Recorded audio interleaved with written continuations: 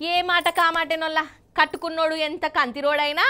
ఎంత మెంటలోడైనా కమాయించినా కమాయించకున్నా ఇంటామె సహిస్తుంది కానీ అదే పెరిమిటి వేరే ఆడవాళ్ళతోని గుసగుస పెట్టిండని ఎరుకైనా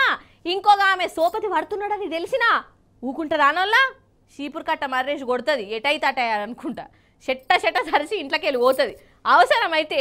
ఆమెను ఈయనను ఇద్దరికి ఆమె ఇస్టైల్లో సన్మానం కూడా చేస్తుంది దునియాలో ఏ మూలకు గిదే కథ ఉంటుంది అంతేనా కాదా కానీ ఆంధ్రాలనొల్ల ఒక ఇంట్లో అలాగు కథ నడిచింది మొత్తం ఇద్దరు భార్యలు కలిసి పెనిమిటికి ముచ్చటగా మూడో లగ్గం చేసిర్రోల్లా ఇన్నాక నాకే చక్కెర వచ్చినట్టు అయింది మీరు కూడా చూసి పరిశాన్ కాండ్రి ఆహా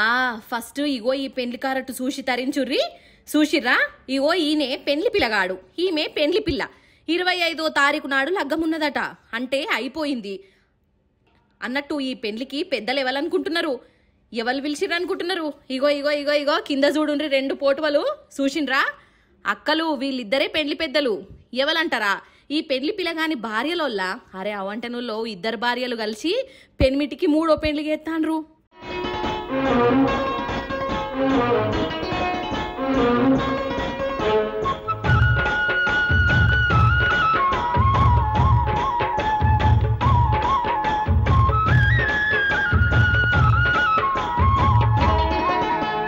షాక్ అయ్యారు కదా అన్నట్టు ఈ లవర్ బాయ్ విజయ్ దేవరకొండ పేరు పండన్ననట పండన్న ఇక ఈ పండన్నకు 20 ఏళ్ల కిందటనే లగ్గమైంది కానీ పిల్లలు ఉట్టలే పోరలు ఉట్టకుంటే ఆ ఇల్లు నరకమే ఉంటదట కదా కొన్నేళ్లకు అప్పలమ్మను పెళ్లి చేసుకున్నాడు ఫస్ట్ భార్య పర్మిషన్ కూడా ఇచ్చిందట అప్పుడు ఇక ఈ ముగ్గురు కలిసి మెలిసి లోలులు జౌడాలు లేకుండా ఉన్నారోల్లా అయితే ఈ పండన్న ఉండే కాడ ఉండక ఇగో గీ లక్ష్మి అనేటామె మీద మనసు వారేసుకున్నాడు ఆమె కూడా ఈయన మీద వారేసుకున్నదట ఇక 2 భార్యలకు ముచ్చట చెప్పిండు వాళ్ళేమో పతియే ప్రత్యక్ష దైవము టైప్ అన్నట్టు ఇక పెనిమిటి కోసము వాళ్ళే పెండ్లి పెద్దలయ్యిర్రు శుభరాకలు కొట్టించి ఇంటికి పోయి మా పెనిమిటి లగ్గానికి మీరు అందరు రావాలి అని బొట్టు పెట్టి అందరికి చెప్పిర్రట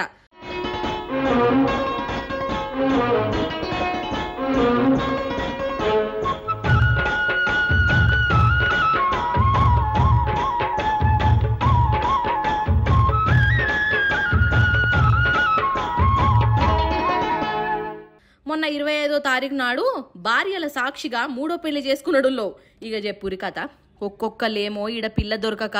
పెండ్లిలు గాక గాయ అయితాన్రు కానీ పండన్నకు చూడుండ్రోల్లో 3 పెండ్లిలు చేసుకున్నాడే కాదు ఎసోంటి లొల్లులు జవుడాలు లేకుండా భార్యలను ఒప్పించి మరీ చేసుకున్నాడంటే పండన్న అంటే పండన్నే పో అని అంటున్నారు అన్నట్టు ఇది ఆంధ్రాల అల్లూరి జిల్లాలో అయిందట